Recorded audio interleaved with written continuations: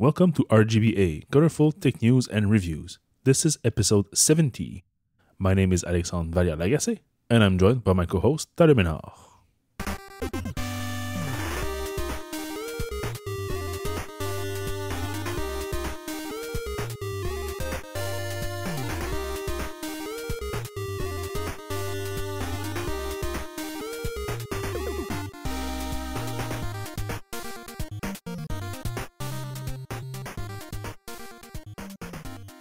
All right, so let's start with some hacker story, just for fun.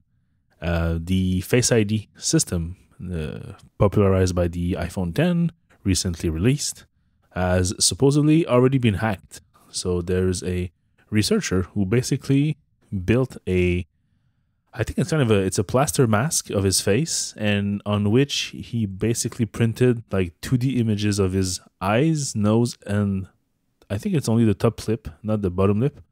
And that is enough for him to unlock his phone using Face ID. So he basically propped up the mask on a support and he presents his phone to the mask and the phone unlocks. So it's a Vietnamese security firm called BCAV that did that, and they posted a video on YouTube with all the details of how it basically happens, but until it's been reproduced again by somebody else, we can't really say that it's really legit, basically. So they made a point about this in the keynote, that they actually made like prosthetic masks or whatever, and they said it won't be fooled by by Face ID, but I guess not.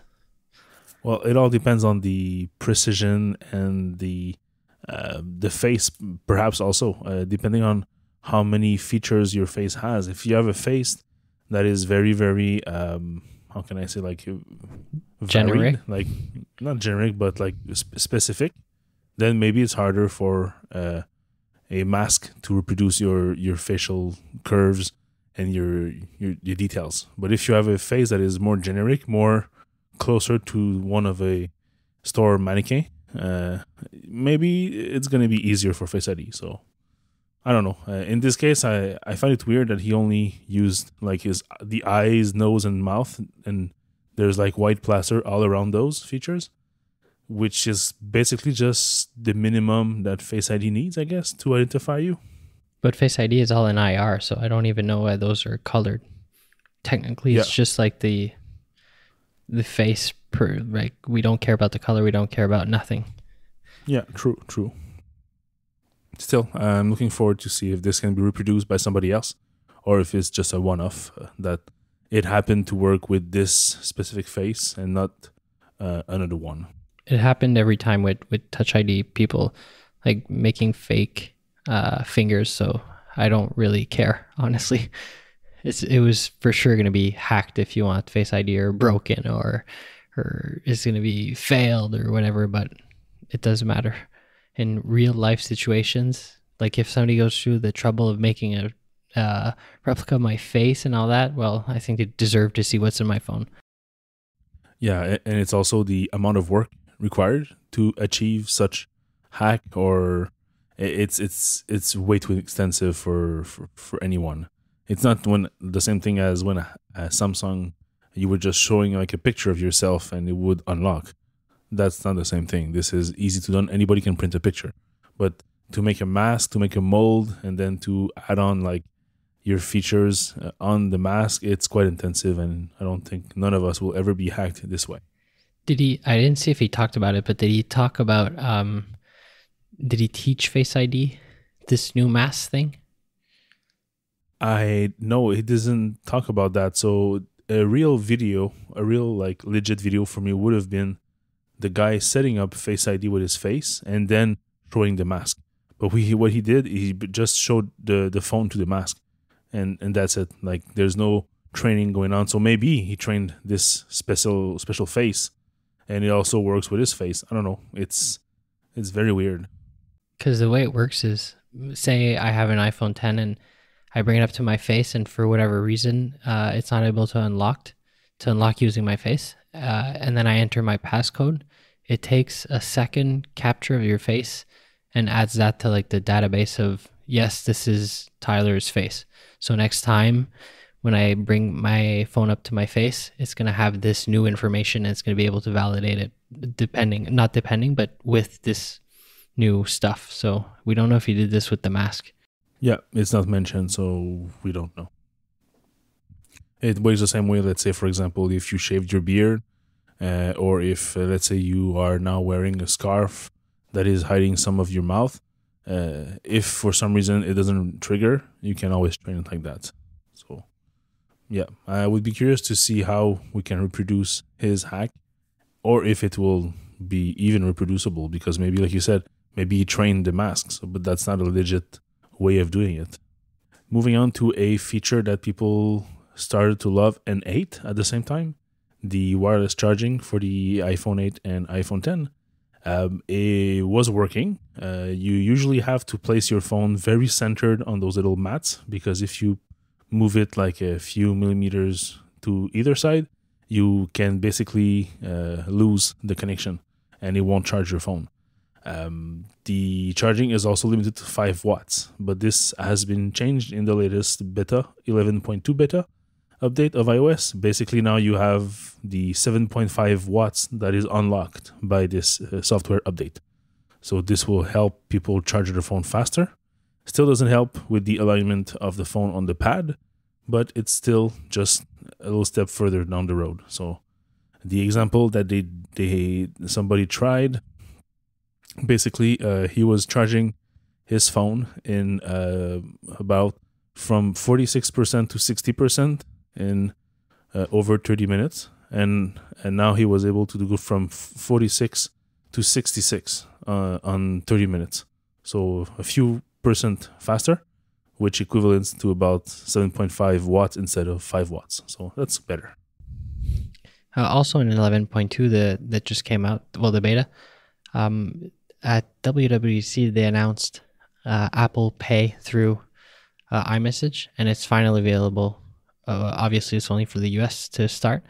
So you're going to be able to send money through Apple Pay through the Messages app. So if you're in a conversation with whoever your friend that's on the 11.2 beta right now, and you're in the US, you can use it to send cash to your friends to pay for whatever, the dinner or the lunch you just had. It's very convenient, but it's always, the money comes back into Apple Pay cash. So like Apple is like a bank now, and they can like keep your money, and I think you can use that money then in the Apple store. I'm not sure if you can like cash out or transfer that money onto your credit card or associated bank account. Do you know?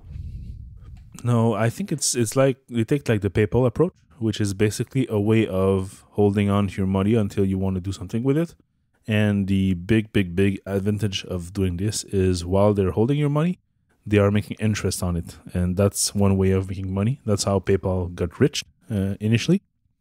I don't know about if you're able to transfer your money to and from. I would hope so. I would hope there's a mechanism to do some wire transfer if you want, or some withdrawal, like you can do on PayPal nowadays. But remember that in the early days of PayPal, this feature of withdrawal was intentionally obscure and hard to find, because they didn't want you to get your money out of your PayPal. The point of the service was to always have your money ready to be used on eBay or anywhere else by keeping hold of it on their service. So I don't know if Apple's doing the same way. Maybe they're saying, yes, you're going to be able to do it eventually, but it's maybe not implemented yet, or maybe it's deep down in the UI, which is hard to find. But no, I haven't seen any screens of those or any tutorial on how to withdraw your money. Okay, so you can add it. You can cash out to your bank after. So I guess there's a new way to connect like your whole bank account to in the wallet or something.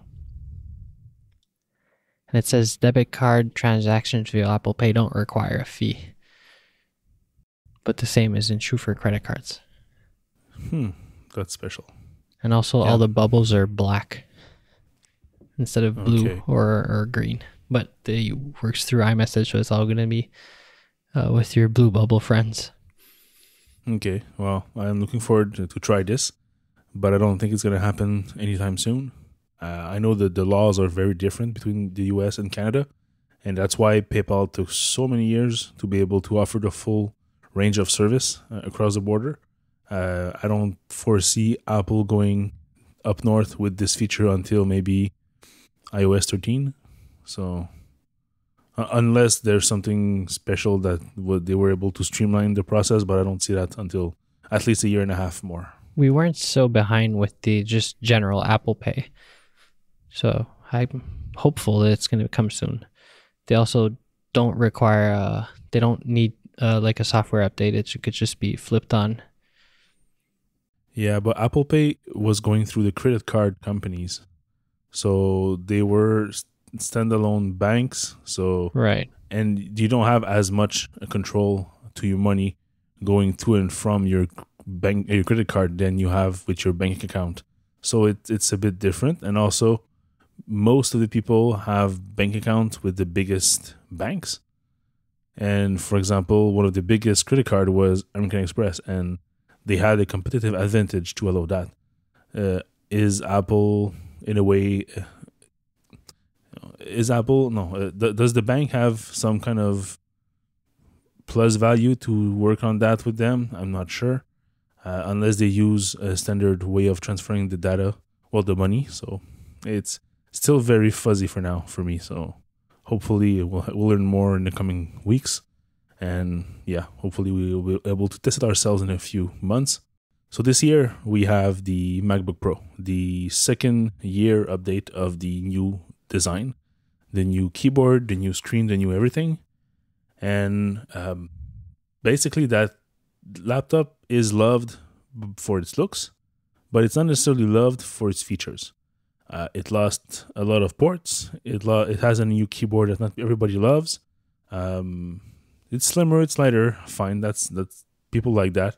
Has more colors, fine. But still, for some of us, the 2015 era MacBook Pro is the way to go, and still the best laptop ever made. Mark Orament wrote I don't know how you call that. It's like not an epilogy or. It's almost like whatever. a laptop history. Not history, but Yeah, he basically goes over what makes this laptop great, and he had one a few years ago. Then he bought a 2016 MacBook Pro, like many people who were just waiting for a revision. And then he hated it so much that he sold it, and he scoured the depths of eBay to try to find something interesting. And he found a 2015 version of the MacBook Pro with no GPU. So the base model, the one that's currently being sold right now, you can still buy one of those if you prefer it to the newer model. But basically, there's more ports. The keyboard is great. The trackpad is not too big. It's perfectly capable. It's still a good machine. On average, it's about 20% slower than the new versions, but still 20% is not that much considering that this computer is in its look 2 years old. No, in its performance 2 years old, but in its look it's the same since 2012. So it's pretty impressive. And also it has MagSafe too, so that's another big point for it. So unless you really need the USB Type-C and the Thunderbolt 3 speeds for maybe people doing lots of video editing, that might be one reason to prefer the new model. But for most of the people, most of the developers, most of the people using those technologies, I think it's perfect. It's a perfectly good laptop. My wife got one this year, and she couldn't be happier with it. And she didn't have to spend $4,000 on it. It was only, that's in quotes. I think it came up to $2,600 or something. So it's still pretty affordable in terms of MacBook Pro prices. And also the accessories are cheaper. So, yeah. and also he has really, really nice pictures in his review. So that's kind of funny for an older laptop. He has like big publication pictures.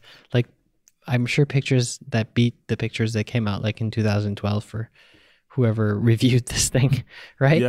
Yeah, he's pretty great for his picture. I think he probably set up his camera on a tripod and try to do like his best shots for product photography. because we don't really see him doing pictures. He has great gear, but it's mostly for family pictures.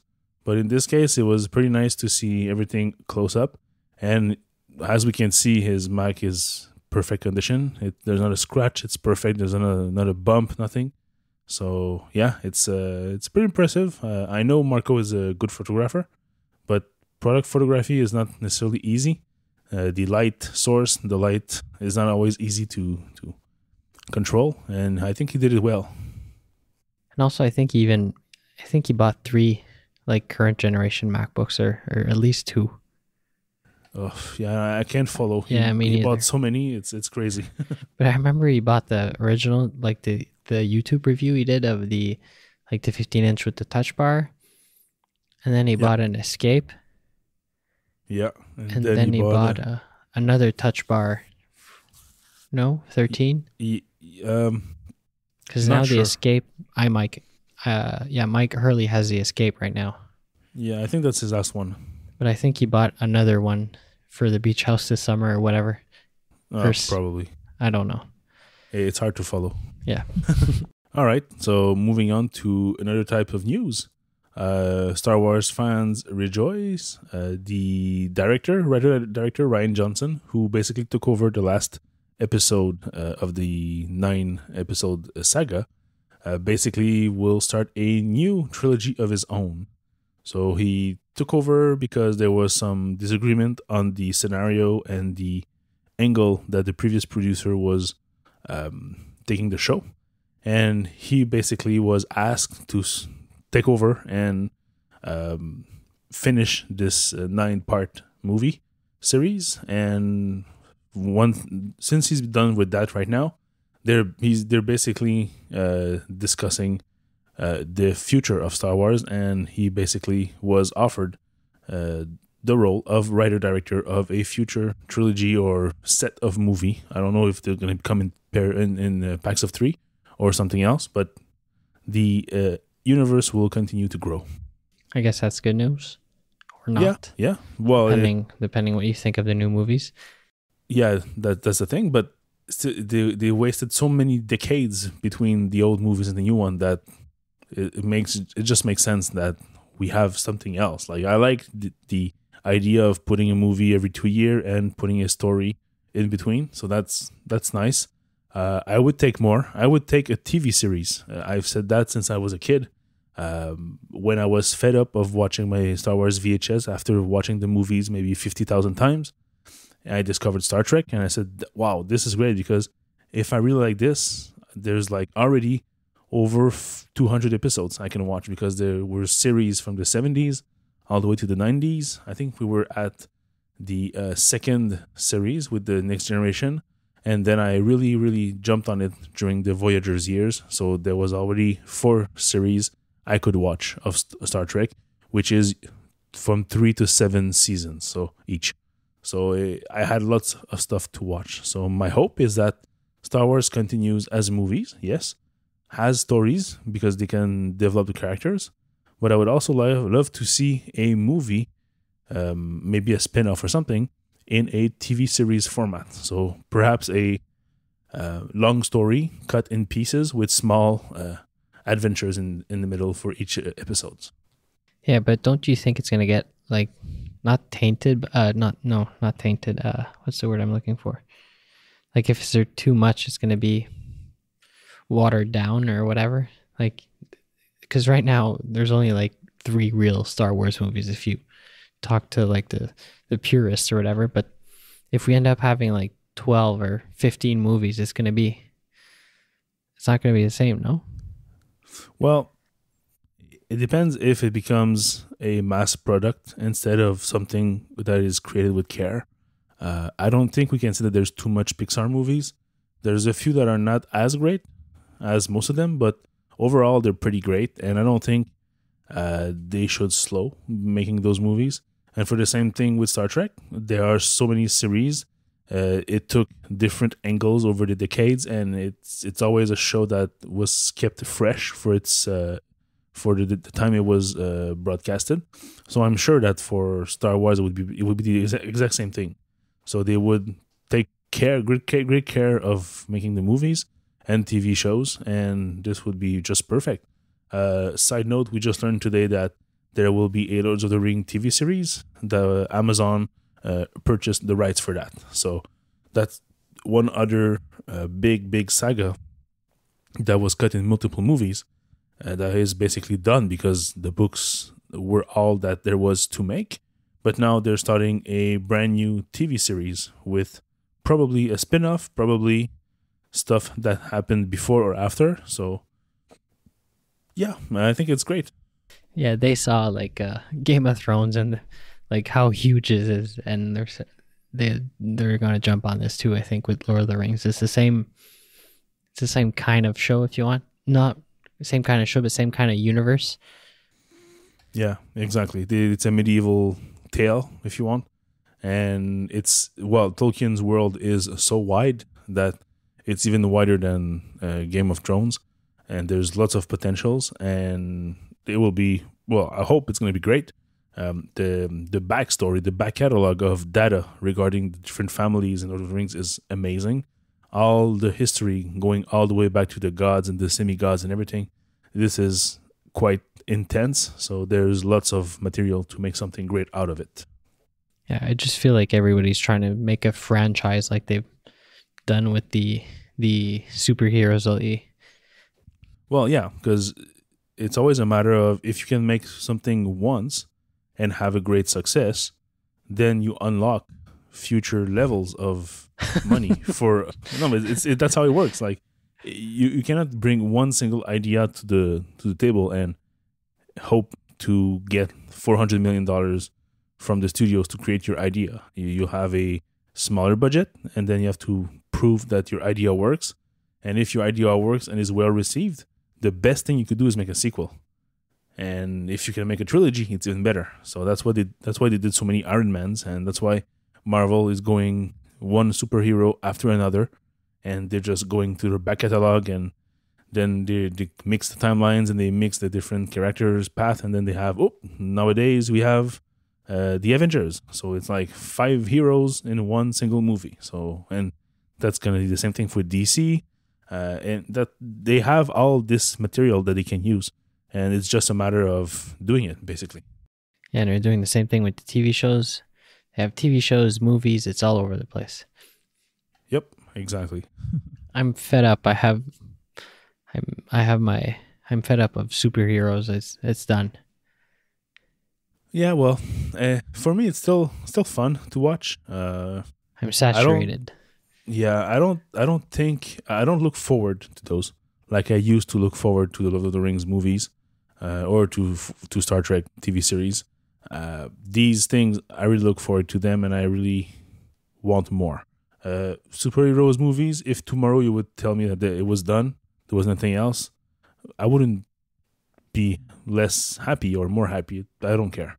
If there are some, it's like popcorn. You're just gonna consume them. I'm not gonna pay to go to the movies for those, though. I'm gonna wait until they're released on iTunes and everything. But yeah, it's you're right. It's a bit too much because there's kind of too much superhero movies right now. But still, it's easy to consume, and it's like candy.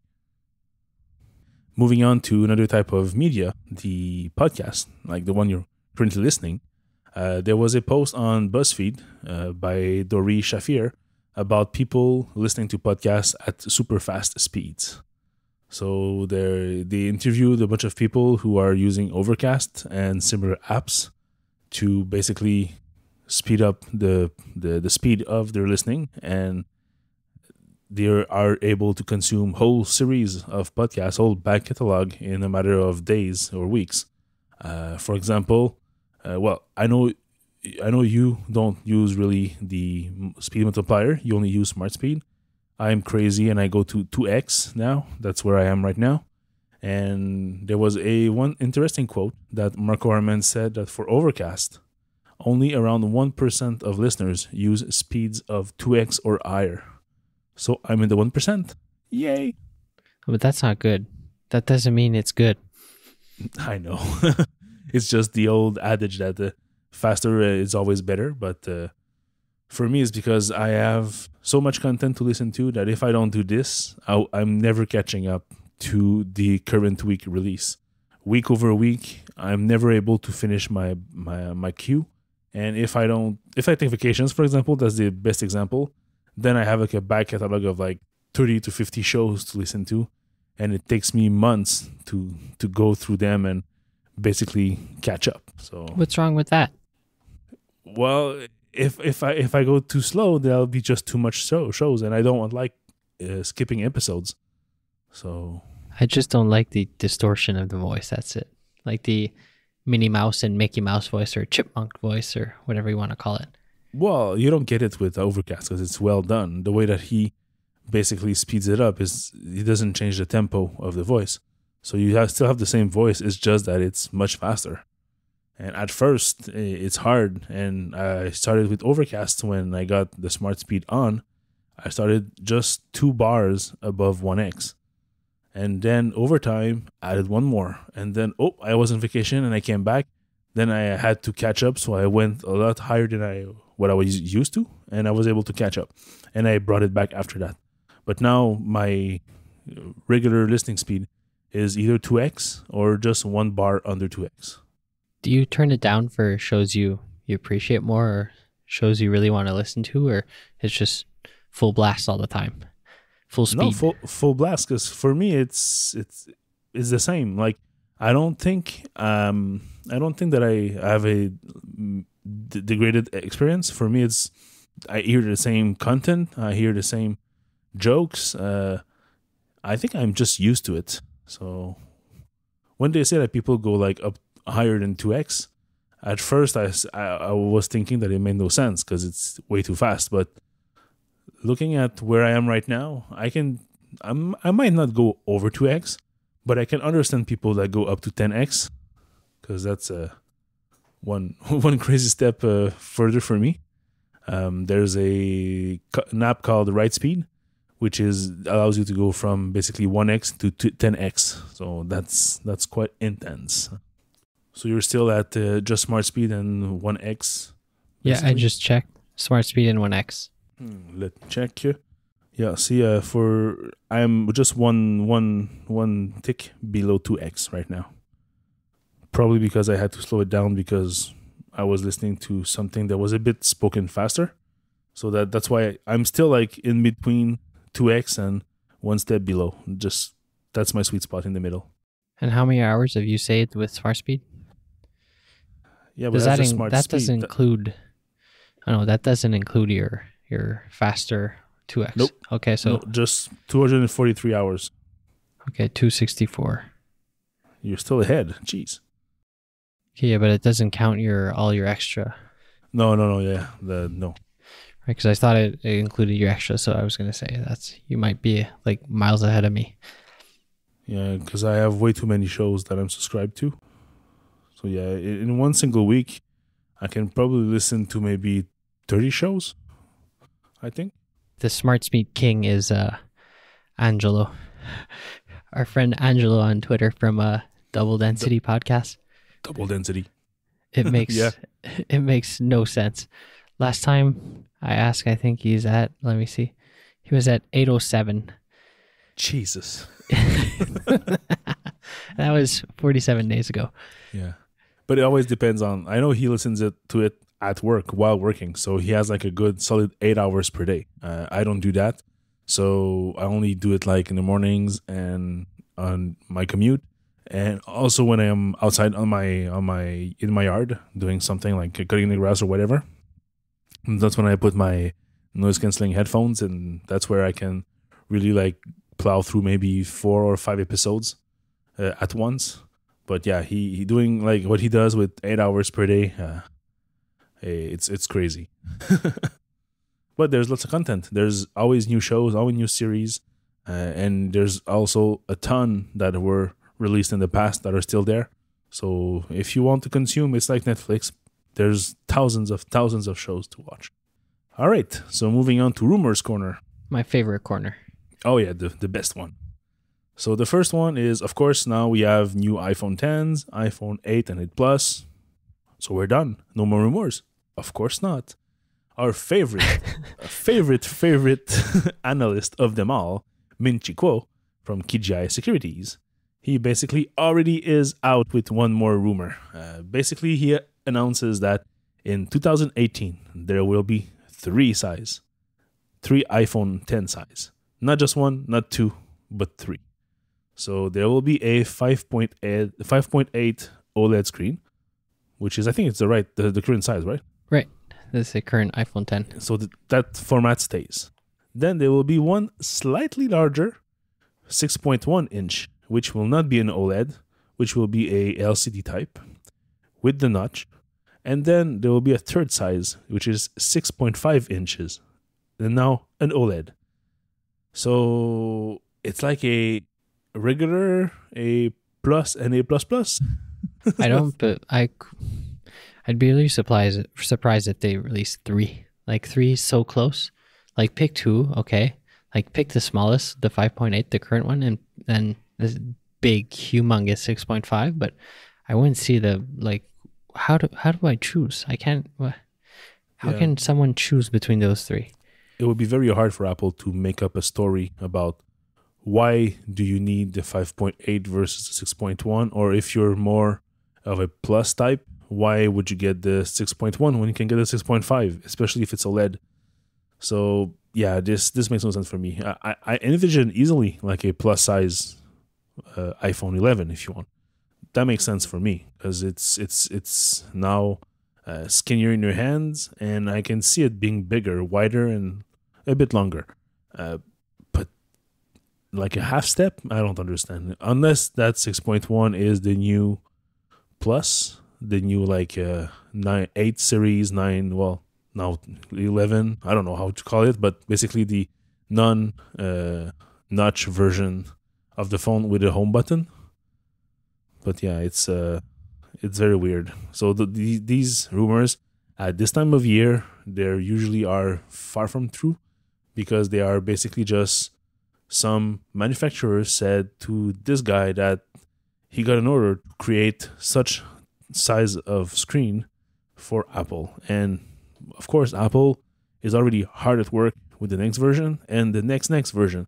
So they are basically asking manufacturers to make a bunch of different versions of their phones, different size, different technologies, and they just play with those. So don't look for too much information in this type of rumors at this time of year. It's basically just, I don't know, Min-Chi Kuo just wanted to be the first one to put out a rumor after the iPhone 10 launch, and he did. And also, the next rumor is the iPad Pro with Face ID. So he's called Benjamin Gescain. Yeah. Gescain or something. I don't know how to say it. Sorry.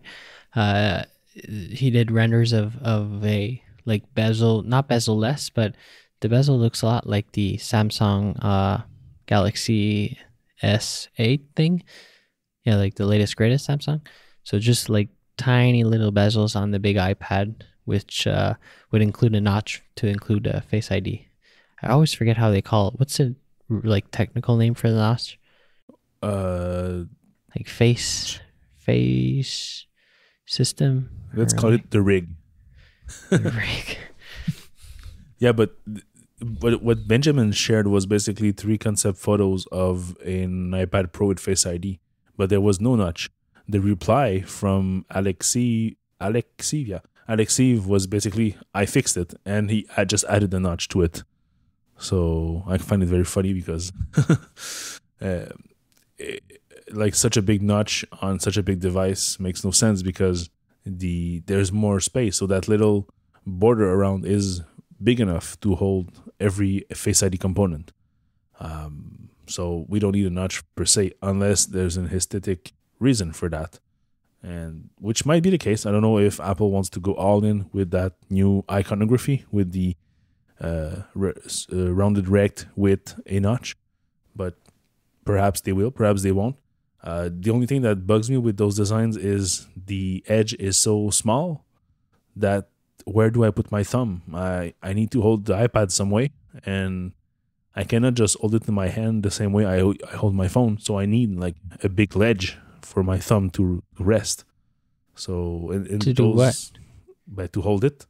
because if it's too thin, you're gonna touch the screen and you're gonna interact with the touch panel. But no. How do you do with the iPhone 10? It's the same thing. The iPhone 10 is in your hand. Like it holds its back to your hand and it's just holding there. But the iPad, you need to hold it from its top and bottom if you want. So from the ledge. So you need to pinch it to hold it. You don't put your hand on the back of the tablet like you hold the phone. You can put your hand in the back and just pinch the sides.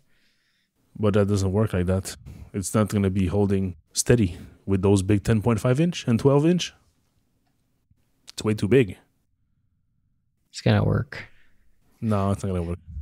Yeah, you'll see us kids, we're going to show you how it works. Okay, perfect. Show the old man how it works. I'll take a picture and I'll send it to you with the iPad later on. All right. So I guess in the rumors we're going to get, when were we going to get the iMac Pro and the iPod, HomePod that's supposed to come out this year before end of the year? Yep. HomePod is for December and iMac Pro is end of the year. So can be anything until Christmas, I guess. But I'm hoping for something that is I was hoping more of a mid-November. So they have like a month to prepare all the shipment and everything to cover the holiday sales. However, after thinking about it a bit more, like this is not really like a kind of a Christmas gift that you get a $5,000 laptop computer. So it doesn't really make sense to prepare per se for Christmas. So people who are going to buy those computers, they don't care about Christmas or holidays. They just need it when they need to work with it. So Apple could do an event like early December. Let me pull up my calendar and see when that would be. Do you think it needs an event or it's just going to be released? I think it's an event. I think event season is done. You sure? Because we don't have the story behind that computer. Like we know it's going to be powerful. We know it's going to be this and that, but black also. But we don't have the whole story. Not like what we have usually at WWDC when they present a new iMac. Like they have the whole story of the thing and how it's built and what special thing they did to accommodate for heat dissipation or for airflow or whatever. So, but we don't have none of that for this one. We just have a iMac Pro coming up end of the year that will be super powerful. That will be $5,000. That's all we have. They might do a little one, not like a big iPhone event or iPad event, just like 50 people in a room event. Yeah, that would be perfect. So something like maybe Monday or Tuesday, December 4th or 5th, something like that. Because after that, 11, 12, I think it's a bit late. What's your favorite date for such event? The last week of November, like 27th, 28th. Okay. So just before, okay. And I do 4 and 5. So we'll see which of us. To be released in December, like following week, say. Yeah. Or it can even be like event on the 28th and then on the next Friday it's released, so December 1st. Yeah, that could work too. Yeah. I will say event on 4th or 5th day of December and to be released the same week, probably the 8th of December. That means that next week it has to be announced. The event needs to be announced. Yep, true. And invites are going to go out and all that. Yep. So we'll see about that. So, review corner. I only have one small review to discuss this week. It's one that was very long in the making, not because it was complex, just because I was never able to get to it, basically. So I was one of the backers on Kickstarter for the Glyph full set, the new Glyph which is a phone holder, basically, that you can set up on a tripod. This is the long-lived product from Studio Neat. Their first one was released in the days of the iPhone 4. If I remember, and I was also on Kickstarter backing this product. It was quite an interesting idea, and they pushed it way further this time. Not just because it's also, once again, a phone holder, but the way that they engineered the little mechanism to allow you to snap in your phone in place, but most of all, hold it in place super securely. This is really amazing. So it works very similar to the previous generation one, and it looks like it's similar to other gadget, but it's slightly different in the way it works. Basically, you pull the top part so that you have a place to put your phone. Your phone will rest on rubber pads that are in V shapes. So basically, it's going to hold your phone quite securely, and with this rubber, it's not going to slip for sure. But what happens when you click that little gray tab? Basically, it's a set of teeth, and this little gray tab will catch one teeth, and when you snap it in place, it's going to lower by a few millimeters. I don't know how much, maybe 1.5 or 2 millimeters, just enough so that it adds a tension to the phone case. So basically, it's gripping it just so slightly stronger that allows you to basically blindlessly just put it in, snap it, and you know it's going to be secured in place and it won't shake. So in their Kickstarter, what they were doing to demo this feature is they were basically shaking the handle with the glyph and an iPhone, like very fast and very strongly, and it wasn't even dropping. So that is one part of the equation. The other part is that this comes as a kit right now if you want. You can still get the glyph by itself, or you can get the whole glyph set, which is a 4-part thing. The first part is the glyph. The second part is a wooden handle that is made by hand in this Unit guy's garage. And the third part is a wrist strap that is made of paracord. And the final thing is a little piece of metal that you basically screw into the bottom of the handle to attach the wrist strap. So all these pieces are modular, so you don't need to use all of them. You can use some of them if you prefer. So you can use the handle without the wrist strap, and you can use the glyph just by itself. So I was able to test this for a couple of weeks. I was, as you, Tyler, know, I'm planning to do more YouTube videos, and I've been collecting a bunch of gear, trying a bunch of setups, trying to see how I can set up my phone, how I can do video capture in-house, outside, and I'm experimenting with tripods, with different cameras. I also have a GoPro. So on YouTube, I already posted a unboxing of the Nespresso. So this was filmed using my phone and the Moment case and the Moment lens, which will eventually get their own review eventually, which is another project that I backed on Kickstarter, which is a wide angle lens. So it allows me to get a wider picture in my phone.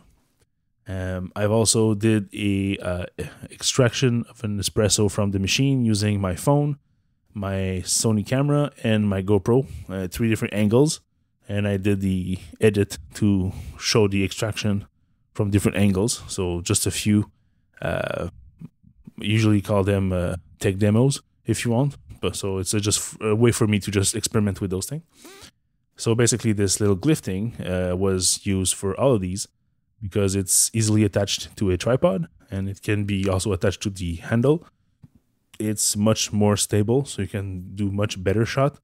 If you're good at it and you're very stable, you can even do those sliding shots from left to right or right to left, those panning shots. I'm not too good at those yet, so still have some issues. But this opens up the door for many possibilities. The glyph also has 2 extra tripod mount, one on the top and one on the side, which for me is exactly what I needed, because video is one thing, but the second part of the equation is the audio part. And for this part, basically, I also have a shotgun mic that I can install on the glyph, screw it on the top, and my phone in front. And I also have an extra one on the side if ever I need to add a light or something else. There's also an extra place for that. So all in all, I'm super satisfied with the glyph full set. The quality is way up there. The design is amazing. The price is very reasonable, and especially because you can get just the glyph or the full kit if you prefer. I have really nothing to say. It's extensible. If you need to add more stuff, you can add more stuff. You have 2 more tripod mounts. It's one of the few products over the years that I gave basically 100% in terms of ratings, because I could not find something that I don't like with this. Like, It's a handle that can attach your phone to it. It's secure, it's strong, it's well made. It's not cheap, it's very sturdy. It's very pretty also. It does exactly what it says it does.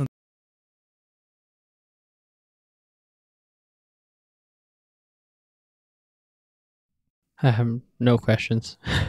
Since it's 100%. Yeah, it's seriously, if when you're gonna have kids and you're gonna need something to do those little birthday videos Steady and everything. shots or... Yeah, this is a pretty nice thing to get. It's not expensive. It's not like a Steadicam that requires like a shoulder mount or one of those more fancier drone components that allows you to do those gimbal. Yeah, so it's not $600 like those, but it's still one step ahead, so you can get one step better, and it really makes the job much easier. And personally, with the quality that Studio Neat put in their products, it really makes it even funnier to do. So that's it for this week. You can follow us on Twitter at RGBAfm. You can go on the website at RGBA.fm. You can follow Alex at Valier on Twitter, and you can follow me at Tyler Menard on Twitter. Good job. Have a That's nice it? week. Yep. Have a nice week. Have a nice week. Have a nice week. Bye.